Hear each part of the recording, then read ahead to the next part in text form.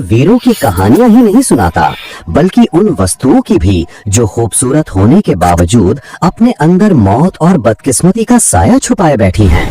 ये वो चीजें हैं जिनसे जुड़ी कहानियां सुनकर आज भी लोग कांप उठते हैं, चाहे वो महंगे हीरे हो, प्राचीन ममी या एक साधारण सी गुड़िया। दुनिया में ऐसी कई वस्तुएं हैं जो अपने मालिक को अनचाहे ही मौत की तरफ धकेल देती हैं।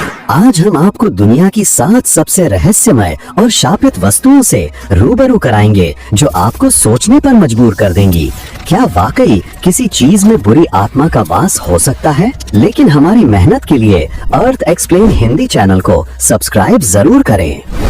होप डायमंड, नीला श्राप। दुनिया में कई हीरे मशहूर हैं, लेकिन होप डायमंड का नाम सुनते ही अमीरी नहीं बल्कि मौत और बदकिस्मती की कहानियां याद आती हैं, जिसकी चमक ने सल्तनतों को रोशन करने की बजाय उन्हें अंधेरे में धकेल दिया। ये है होप डायमंड, एक ऐसा रत्न जिसे दौलत नहीं बल्कि मौत और बदकिस्मती का प्रतीक माना जाता है। इसकी कहानी 17वीं सदी में भारत की प्रसिद्ध गोलकुंडा खदानों से शुरू होती है। किंवदंतियों के अनुसार ये विशाल नीला हीरा, जिसे तब तवर्नियर ब्लू कहा जाता था, एक मंदिर में देवी सीता की मूर्ति की आंख हुआ करता था। ये पवित्रता का प्रतीक था, लेकिन एक फ्रांसीसी व्यापारी जीन बैप्टिस्ट तवर्नियर के लालच ने इसे एक श्राप में बदल दिया।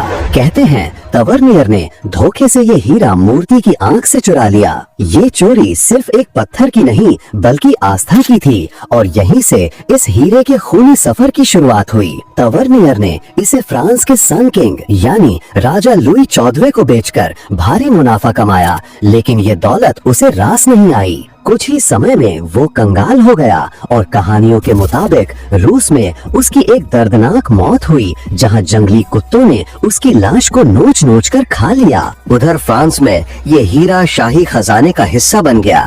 लुई 14वें ने इसे पहना, लेकिन उसके शासनकाल का अंत पारिवारिक त्रासदियों से भरा रहा। उसके बाद ये हीरा लुई 16वें और उसकी रानी मैरी एंटोनेट के पास पहुंचा। इन दोनों ने इस हीरे को अपनी शान समझा, लेकिन यही हीरा उनके पतन का कारण बना। फ्रांसीसी क्रांति की आग भड़की और शाही परिवार को मौत के घाट उतार दिया गया। कहते हैं मैरी एंटोनेट ने मौत के समय भी ये हीरा पहना हुआ था। क्रांति के दौरान ये हीरा चोरी हो गया और सालों बाद लंदन में सामने आया। तब इसका आकार छोटा होकर 45.52 कैरेट हो चुका था। इसे एक अमीर बैंकर हेनरी फिलिप होप ने खरीदा और उसी के नाम पर इसे होप डायमंड कहा जाने लगा। लेकिन श्राप ने होप परिवार का भी पीछा नहीं छोड़ा। उनका व्यापार बर्बाद हो गया, परिवार में दुखद मौतें हुई और अंत में उन्हें यह हीरा बेचना पड़ा। 20वीं सदी में यह हीरा अमेरिकी सोशलाइट एवेलिन वॉल्च मैकलीन के हाथों में आया। श्राप की कहानियों को अंधविश्वास बताकर उसने इसे खरीदा, लेकिन जल्द ही उसका घमंड टूट गया। उसके जवान बेटे की कार एक्सीडेंट में मौत हो गई, पति उसे छोड़कर चला गया और एक मानसिक अस्पताल में मर गया, और उसकी बेटी ने ड्रग्स के ओवरडोज से जान दे दी। एवेलिन एक अकेली और टूटी हुई औरत बनकर मरी, जिसके पास दुनिया का सबसे महंगा हीरा तो था, लेकिन खुशियां नहीं। आखिरकार इस हीरे को ज्वेलर हैरी विंस्टन ने खरीदा। वो इसके खूनी इतिहास से इतना डर गया कि उसने इसे अपने पास रखने की बजाय स्मिथसोनियन इंस्टीट्यूशन को दान कर दिया, ताकि ये श्राप हमेशा के लिए खत्म हो जाए। आज होप डायमंड वॉशिंगटन डीसी के म्यूजियम में एक बुलेट प्रूफ कांच के पीछे रखा है। लाखों लोग इसकी खूबसूरती निहारते हैं, लेकिन जो इसकी कहानी जानते हैं वे कहते हैं कि इसकी नीली गहराई में आज भी सदियों की चीखें और बदकिस्मती कैद है। एनाबेल डॉल, गुड़िया, बचपन का सबसे प्यारा खिलौना।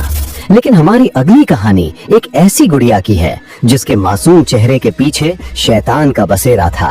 ये कहानी है असली एनाबेल डॉल की।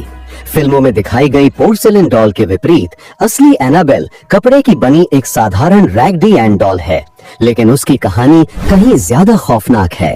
ये 1970 की बात है, जब डोना नाम की एक नर्सिंग छात्रा को उसकी मां ने जन्मदिन पर ये गुड़िया दी। डोना ने उसे अपने अपार्टमेंट में सजा दिया, जहां वो अपनी रूममेट एंजी के साथ रहती थी।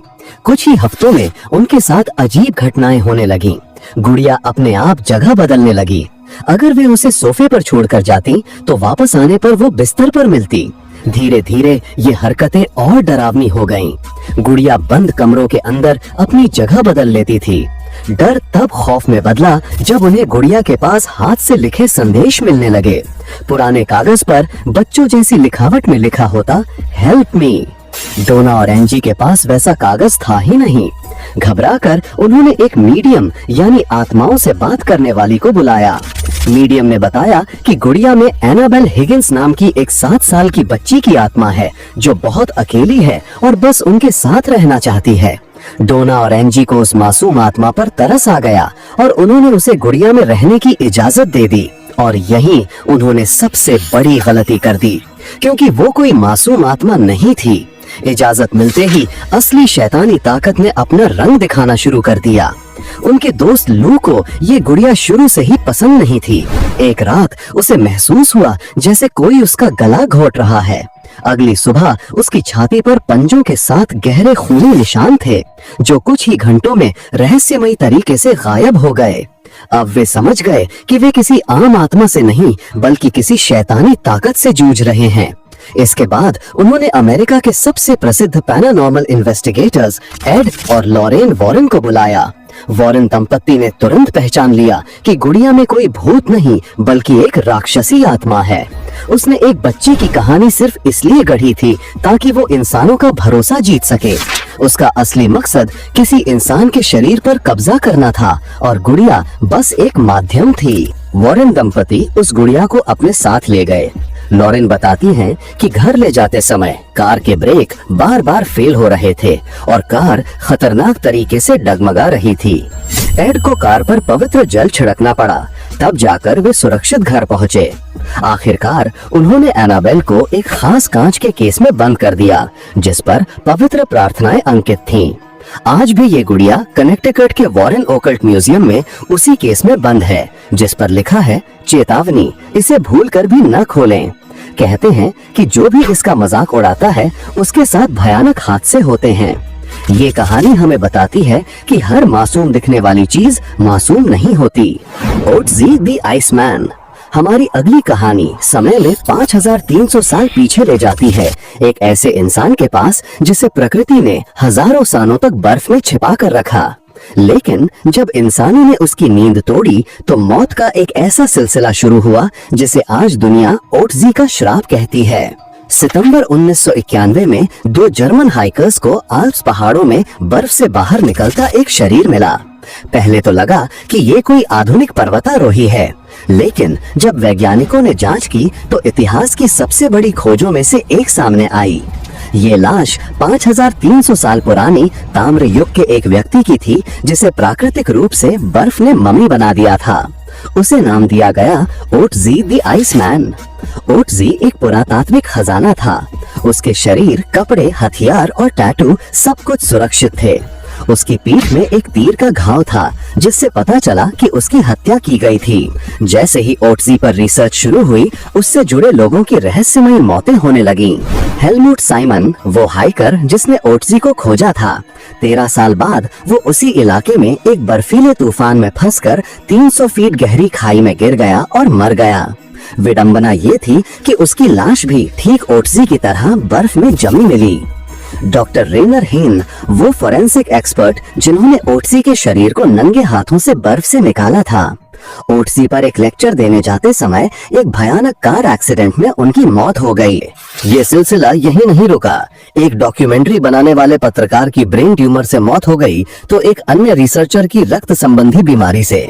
कुल मिलाकर ओट्जी की खोज से सीधे तौर पर जुड़े 7 लोगों की